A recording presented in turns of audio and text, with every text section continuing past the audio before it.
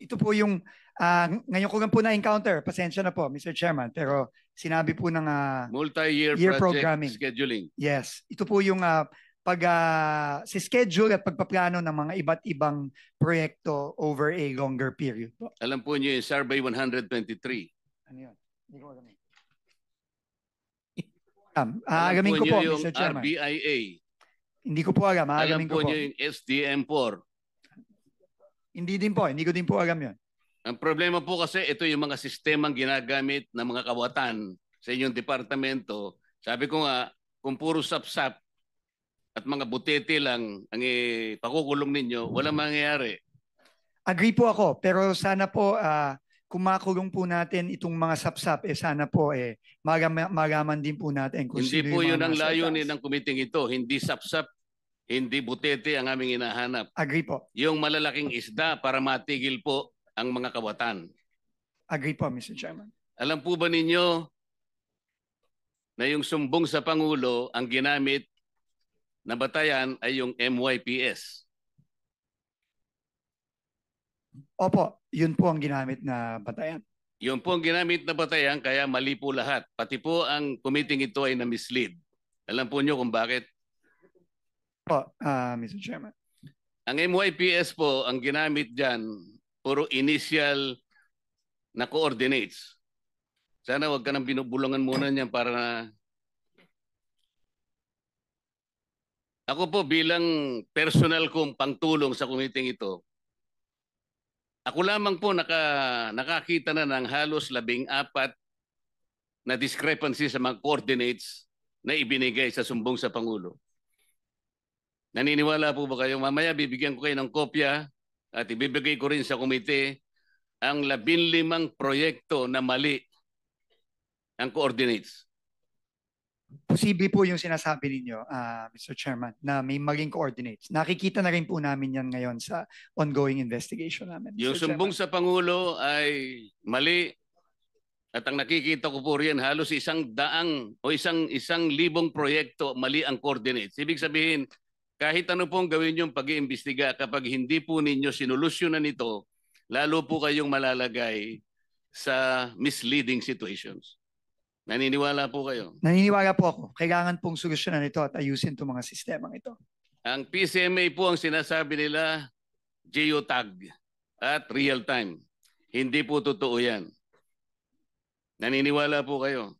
Opo, Mr. Chairman. Kailangan po ninyong makita yung kabulukan ng sistema. Kaya po kanina nalulungkot ako sapagkat wala dito si Yusek Cabral.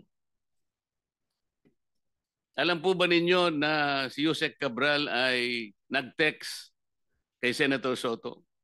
Opo, nakita ko po yung privilege speech po ni Senator Lacson na pinakita yung text message. Concentrate po tayo sa text niya kay Senator Soto. Yung po'y ginawa niya nung kami po ay ma-proclaim bilang senador.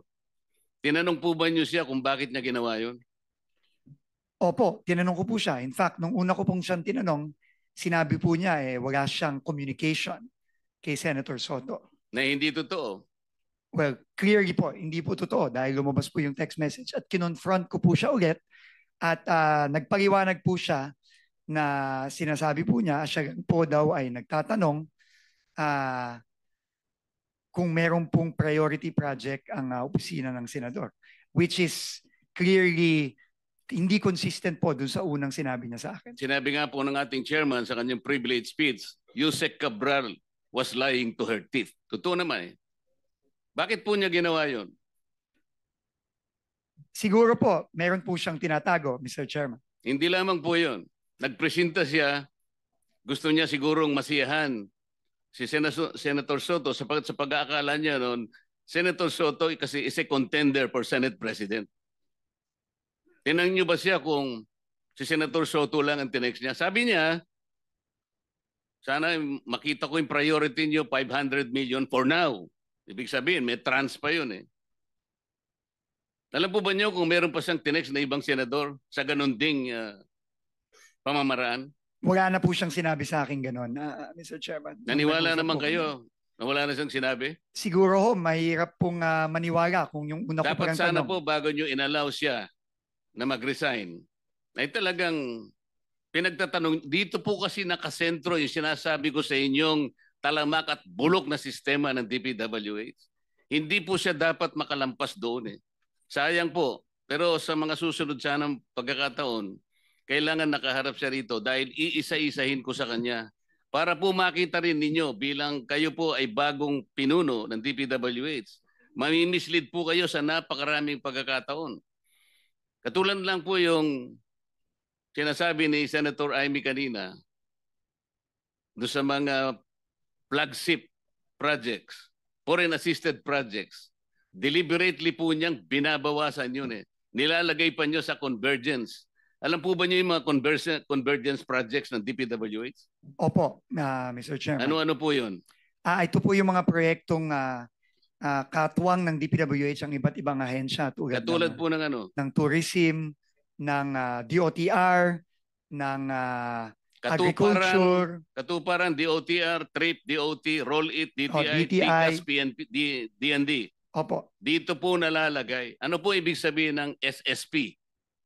Hindi pa ho ako familiar sa SSP. Hindi rin kayo familiar sa CSSP? Hindi din po. STO? Hindi po. Yun nga po eh. Kailangan, hindi ko po alam ko naman fast learner kayo, pero kailangan magmadali tayo. Napakarami po nitong sistemang ito, dito po sila nagkakanlong. Hanggat hindi po ito yung binusisi natin at ang gusto po natin, ipahuli natin na lahat ng contractors, ipakulong po natin lahat ng 15 contractors, hindi po natin maayos ito. Hanggat Senator hindi naayos yung kindly sistema. wrap up because you have 5 seconds left. Salamat po, Mr. Chair. Yeah. Gusto ko po kayong tulungan, no, as an aside, no, sa inyong tanong kanina na gusto niyo malaman kung sino-sino pa yung napadala na, o na-operan. Gusto ko pang ilagay sa record, ako po, 18 taon naging senador, never po ako na-operan na magsingit sa National Expenditure Program. Taas no po ako dyan na sasabihin ko, wala po ako natatanggap na offer. Ewan ko kung bakit. Ako rin po, bakit hindi po ako nagte-text na gano'n? Nagtataka rin po ako eh. Anyway, Senator Jinggoy Estrada is recognized. Thank you, Mr. Chair. Before I proceed, I would like to ask for a consideration from the chairman, from the Senate President, and from all our colleagues that to give us additional minutes since I was... How many minutes are you I, asking? together with Senator Joel Villanueva, was directly accused by a certain Assistant District Engineer Bryce Hernandez. How many minutes more are you? 10 to 15 minutes more if possible. I leave it to the members. Is there an objection to the request? 10 to 15 minutes more. 10 minutes. Kung may objection, total of 10. Excluding 10 my, minutes. Kung wala excluding po my opening, objection, excluding my hindi opening na po, statement. isama nyo na yung opening statement. 15 Baka minutes na napakahaba po. eh. So 10 minutes. You're given 10 minutes Thank with the permission of the other members. Thank you, Mr. Chair.